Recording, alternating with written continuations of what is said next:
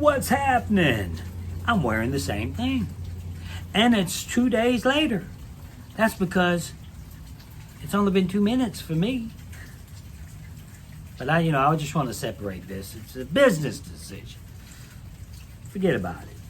So we got the blue team now. Let's talk about the blue team. Blue teams are super interesting to me because I think that I'm almost positive about a couple of things that's going to happen in my mind. Yeah, I could be wrong, of course. I'm wrong all the time. But when I get to them, I'll let you know. Now, number one, we have Natalie. Not Natalie White. Natalie Anderson. I don't know what happened to Natalie White. Where's Natalie White? How come she don't get to play? I'd like to see if she could actually play the game. Because when she played with me, she didn't actually play. It was terrible. Terrible.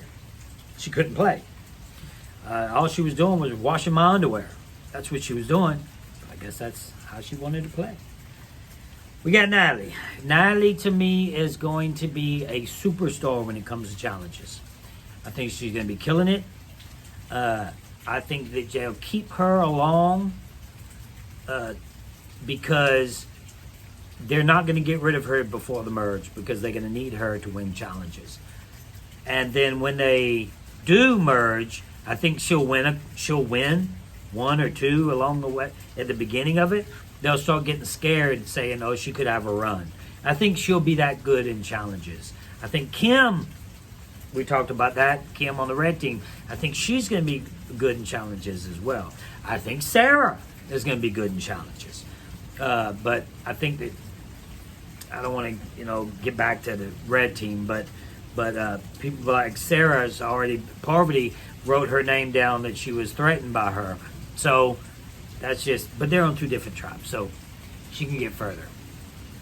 You heard what I said about Sarah. I'm talking about Natalie. Natalie does, I see her at the bottom side of the merge. 9, 10, it's starting to rain pretty good, but I like it.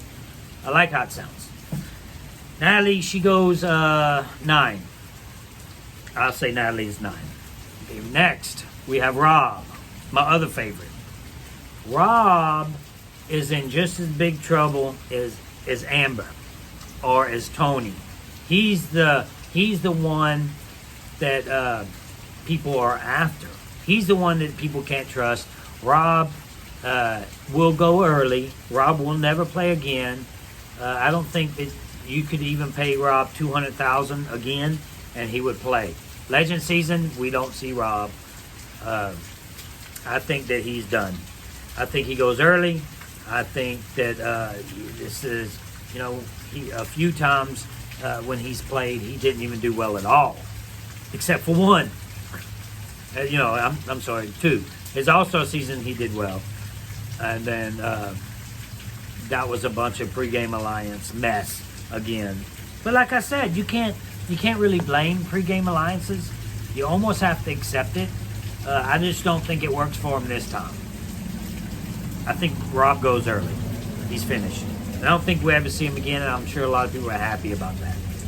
Next, Parvati. Parvati and Rob on the same tribe. Who did that?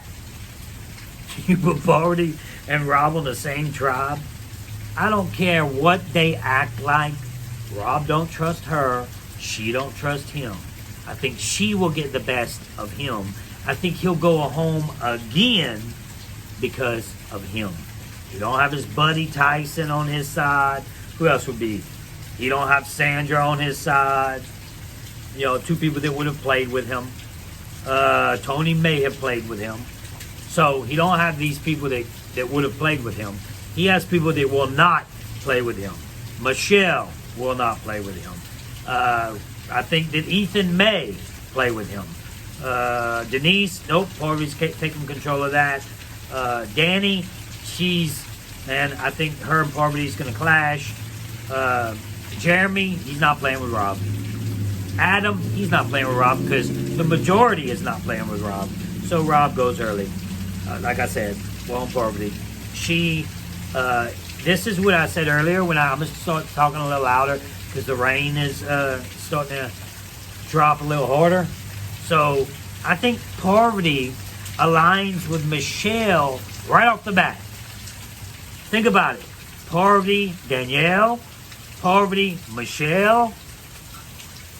It kind of rhymes. No, that's not why I think it's going to happen. I just think it's going to happen because I know Parvati. And she's definitely going to align with a female right off the bat. That female is going to be Michelle. Has to be. Got to be right. But before we talk about Michelle, we'll talk about the name right above Michelle. About to talk about Michelle, and that's Ethan. Now, Ethan's story is amazing. If Ethan gets to the end of this game, he's winning, hands down. Hands down.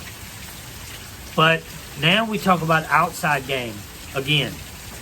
In the outside game, Ethan cheated on Jenna Maraska with a former casting agent a while back. Her name was Erica. And this is all speculation, by the way. I didn't see it with my own eyes. It may not be true. I'm going to just tell you what I heard. Parvati got so mad, she's a loyal type person, that she stopped becoming friends with Erica. Straight up. Because she was friends with Jenna, his girlfriend, Ethan's girlfriend. This is some drama here. So, I think outside stuff will affect the game. I think Parvati may say that she's working with Ethan. At the end of the day, I don't think she does. I think Ethan goes before the merge. Now, I've done several podcasts. And everybody, Johnny has Ethan winning the game. Jenna has Ethan winning the game from season 1. So, I don't even have him making the merge. I could be way wrong. I just think that people are going to clash when it comes down to him. His story is amazing. It's crazy that he's even playing. He was on his deathbed several times, and he's playing the game of survival. It's crazy to me. Let me turn this up. It's getting darker outside. That's pretty nice. So, yeah, Ethan, I don't see him making the merge. I think he's at the top half of not making it. 9, something like that. I mean 10 or just around there. You know what I mean. So now we have Michelle. Like I said, I think Michelle she's another player that people don't respect. She's another player that they're like, she didn't deserve to win. I don't think she deserved to win. So prove me that you can play. I think she's an amazing person. I just don't think she deserved to win. Now she has to prove it to us. I think she does. I think she proves that she can play. And I see her going to the top 5. I think she aligns with Parvati. I think that all that gets together and they take control of the game. I think those two take control of that side. I think Parvati and Michelle. And the crazy thing is, Parvati is the biggest threat on the female side. To me. I'm sure if you lined them up, she would get more names than anybody. Parvati is the biggest threat. And she's still going to go to the final 5. That's my opinion. She may go first. I don't know. I think she does well. I think Ethan doesn't. I think Michelle and Parvati right there with each other. I see Michelle in the final 5. I see Michelle in the final 5. Next, Ben. Ben was in the military. We all know that. He likes to tell people that. I don't know if he's going to use that strategy this time. I don't know. This is a tough one here. Ben. Let's see what I put Ben. She's tough, man. Ben, does he make the merge or not? Ben does not make the merge. I have him not making the merge on my list. So, I'm probably wrong on this one. Because he could easily make it. But I'm going to go ahead and say he doesn't. And we'll move on to the next one, which is Denise. Denise They have so many people on this season.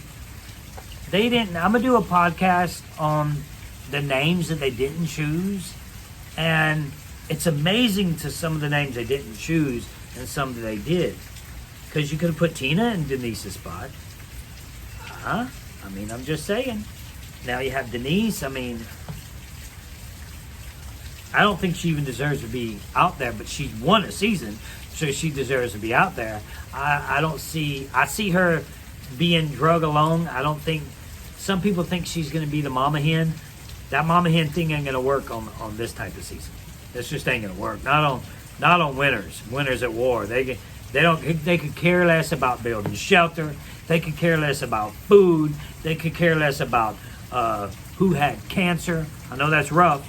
They could care less about who went to the military. They could care less about how much money you have in the bank, which is a good thing. So I think that this is going to be a rough season. That's why I think Ethan isn't going to get sympathy. In the real world, he would get sympathy. This isn't the real world. This is Survivor. So Denise, the mama hen thing, she better not try that. It's just not going to work. Now I have Danny. I think Danny's in trouble because I don't think that Parvati and Danny are going to get along. I think of course, everybody's going to get along face to face. I think that Danny will feel threatened by Parvati. Eventually, Parvati hear that she threatened, and then I think that she'll go. I think she'll go early in her tribe. I think she doesn't make the merge because I think that Danny's going to feel threatened, and then that's going to mess her whole entire game up.